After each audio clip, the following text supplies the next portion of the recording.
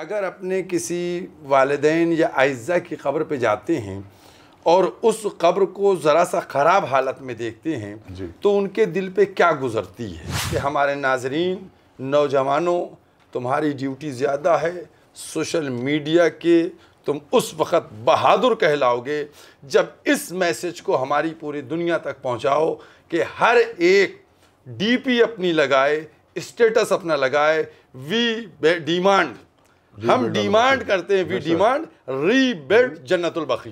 T shirt पर rebuild भी लिखा होता है, रीबिल्ड जन्नतुल बकी, तो उनको कैद कर लिया था। इस तरह के बहुत से मामला आपके भी गोश गुजार हुए होंगे। हम बात करते हैं पारा चिनार की, तब उसके पर भी सदा एहतिजाज एक मखसूस तबका है जो बुलंद करता है। हम बात करते हैं सीरिया की, तो वहाँ पर भी बड़ी खामोशी नज़र आती है। एक मखसूस तबका, बल्कि कुछ चंद लोग हैं जो सदा एहतिजाज बुलंद करते हैं। जन्नतुल बकी के लिए भी यही मसला है। तो क्या वजह है कि हम किसी को मजलूम मानते हैं या किसी को मजलूम नहीं मानते? इस तरह का सवाल भी पैदा होता है। आखिरी जुमा रमज़ान का यौमुल कुद्स के उन्वान से मनाया जाता है, तो शव्वाल का पहला जुमा बकी के एतबार से मनाया जाना चाहिए।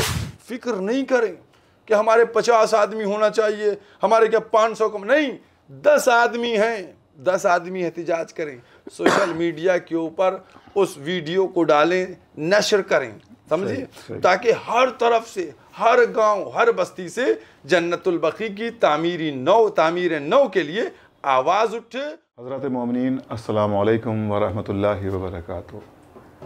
शव्वाल के महीने का आगाज़ हो गया है। यकीनन ये शव्वाल का महीना तमाम अहले तशय्यो के लिए वो अय्याम हैं जब इनेदाम जन्नतुल बकी का सिलसिला भी इसी महीने में हुआ था। तकरीबन 100 बरस मुकम्मल हो चुके हैं और आवाज़ एहतिजाज बुलंद की जाती है हर बरस तमाम मुस्लिमीन की तरफ से, तमाम मोमिनीन की तरफ से। इस वक्त हम इसी मौजू पर गुफ्तगू करेंगे हुज्जतुल इस्लाम वल मुस्लिमीन आली जनाब मौलाना सैयद सैफ अब्बास नकवी साहब के हमरा। क़िबला आपका इस्तक़बाल है। अस्सलामु अलैकुम। क़िबला, देखा जा रहा है कि हर बरस अल्हम्दुलिल्लाह तमाम मोमिनीन 8 शव्वाल को पूरी दुनिया में प्रोटेस्ट करते हैं और इसी सिलसिले में अल बकी ऑर्गेनाइजेशन भी पूरी दुनिया में प्रोटेस्ट करती है और जगह जगह मजालिस के हवाले से, मेमोरेंडम देने के हवाले से और जुलूस निकालने के हवाले से हमेशा ये सिलसिला जारी सारी रहता है। इस बरस देखने में ये आ रहा है कि तमाम जगह प्रोटेस्ट तो हो रहे हैं, बल्कि हर बरस ये देखने को आता है, लेकिन एक आवाज़ जो हमारी बड़ी दूर तक जाना चाहिए वो नहीं जा पा रही। इसका क्या सबब है? बिस्मिल्लाहिर्रहमानिर्रहीम।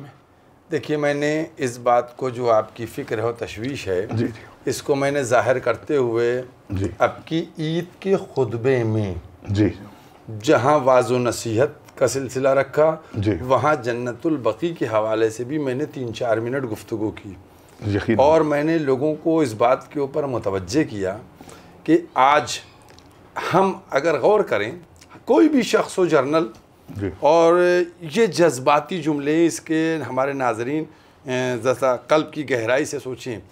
अगर अपने किसी वालिदैन या अइज़्ज़ा की क़ब्र पे जाते हैं और उस क़ब्र को ज़रा सा ख़राब हालत में देखते हैं तो उनके दिल पे क्या गुज़रती है। बेशक, अगर न सही तो कम से कम साल में एक दफ़ा शब बारात के मौके पर वो उस कब्रिस्तान की इंतज़ामिया को कुछ पैसे देकर अपने उस अजीज़ की क़ब्र को दुरुस्त करवाते हैं। बेशक, समझ गए, और करना चाहिए भी है, करवाते भी हैं। लेकिन कभी हमने इस बात को सोचा कि हमारे इमाम ज़माना अज्जलल्लाहु ताला फ़रजहु शरीफ, जिनके वजूद के लिए हम ईमान रखते हैं कि वो हाजिर और नाज़िर देख रहे हैं, बेशक, जब वो अपनी जद्दा की क़ब्र को देखते होंगे और उसकी कंडीशन देखते होंगे, दिन की धूप, रात की ओस, क्या हालत, और उसके बाद 4 इमामों की क़ब्रें, क्या गुज़रती होगी उनकी। यकीनन।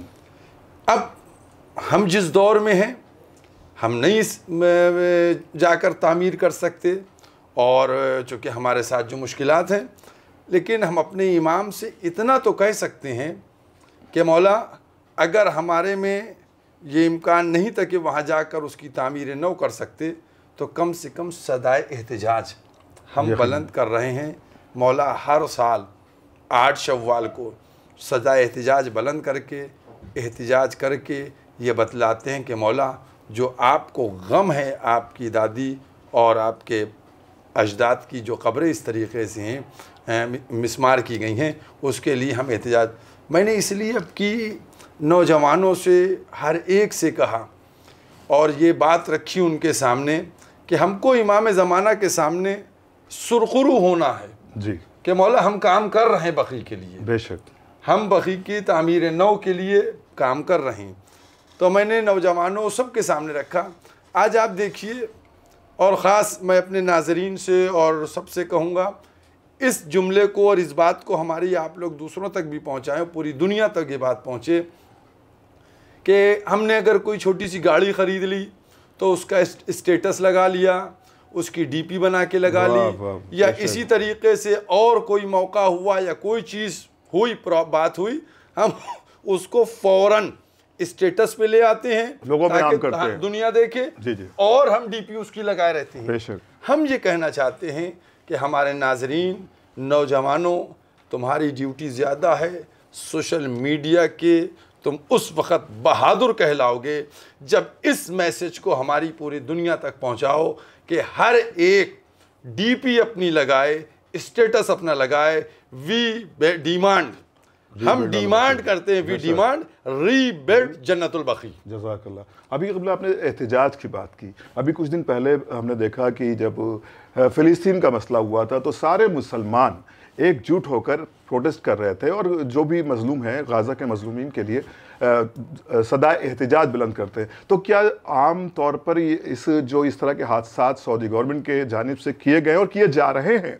इस वक्त तक देखा जाता है कि कुछ लोगों को कभी अगर उनकी टी शर्ट पर रीबिल्ड भी लिखा होता है, रीबिल्ड जन्नतुल बक़ी, तो उनको कैद कर लिया जाता है। इस तरह के बहुत से मामला आपके भी गोश गुजार हुए होंगे। हम बात करते हैं पारा चिनार की, तब उसके पर भी सदा एहतिजाज एक मखसूस तबका है जो बुलंद करता है। हम बात करते हैं सीरिया की, तो वहाँ पर भी बड़ी खामोशी नज़र आती है, एक मखसूस तबका, बल्कि कुछ चंद लोग हैं जो सदा एहतिजाज बुलंद करते हैं। जन्नतुल बक़ी के लिए भी यही मसला है। तो क्या वजह है कि हम किसी को मजलूम मानते हैं या किसी को मजलूम नहीं मानते? इस तरह का सवाल भी पैदा होता है। भाई देखिए, हमारे लिए ये बात होना चाहिए, अगर हम अपने ईमान और इस्लाम को मजबूत रखें जी, तो फिर कहीं पर भी ईमान और इस्लाम और मुसलमान की बात हो तो हमको एहतिजाज बुलंद करना चाहिए। लेकिन जो लोग मौके के एतबार से, शख्सियत के एतबार से ऐसा करते हैं, मैं समझता हूँ वो किसी मादी फ़ायदे के चक्कर में इस तरीक़े से काम को अंजाम दे रहे हैं।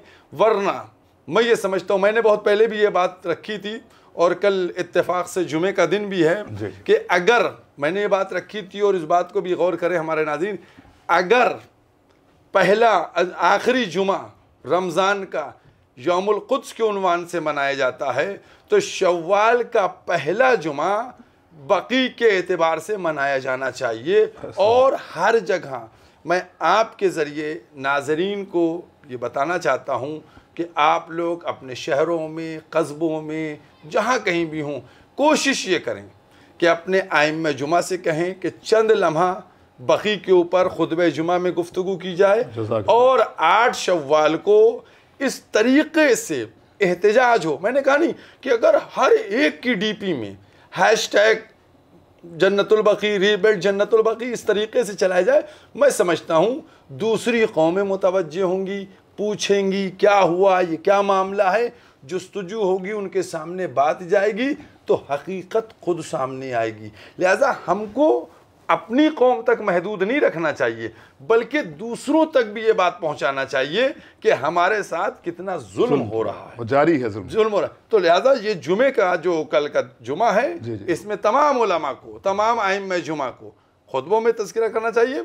और अपनी बस्तियों के लोगों को आमादा करना चाहिए कि 8 शव्वाल को फिक्र नहीं करें कि हमारे 50 आदमी होना चाहिए, हमारे क्या 500 कम, नहीं, 10 आदमी हैं, 10 आदमी एहतिजाज करें, सोशल मीडिया के ऊपर उस वीडियो को डालें, नशर करें, समझिए, ताकि हर तरफ से, हर गांव, हर बस्ती से जन्नतुल बक़ी की तामीर नौ के लिए आवाज़ उठे और पूरी दुनिया का जो सोशल मीडिया हो वो इस बात को देखे भरा हुआ हो, हर तरफ से आवाज़ आ रही है कि जन्नत बक़ी की तामीर नौ हो, रीबिल्ड जन्नतुल बक़ी हो।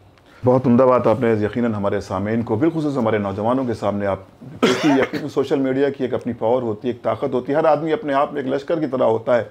ज़ाहिर है कि जब हम सोशल मीडिया पर कोई बात करते हैं तो उसकी महदूद नहीं होती, बल्कि उसका दायरा लामहदूद होता है। बहुत अच्छी बात कही मौलाना सैफ अब्बास साहब क़िबला ने, और यकीनन तमाम अरकान जन्नतुल बक़ी के हवाले से जो अल बक़ी ऑर्गेनाइजेशन के खिदमतें अंजाम दे रहे हैं, परवरदिगारा उनको सलामत रखे। और जो भी जन्नतुल बकी के हवाले से किसी भी मकाम पर है और जन्नतुल बकी की तामीर के लिए कोशा है, भले वो एक सबील लगाकर या एक बैनर लगाकर या सिर्फ एक DP लगाकर, जैसा कि क़िबला ने अर्ज़ किया, इस तरह से भी प्रोटेस्ट करता है, यकीनन इसकी जज़ा शहज़ादी ख़ुनैन से वो ज़रूर पाएगा इंशाअल्लाह।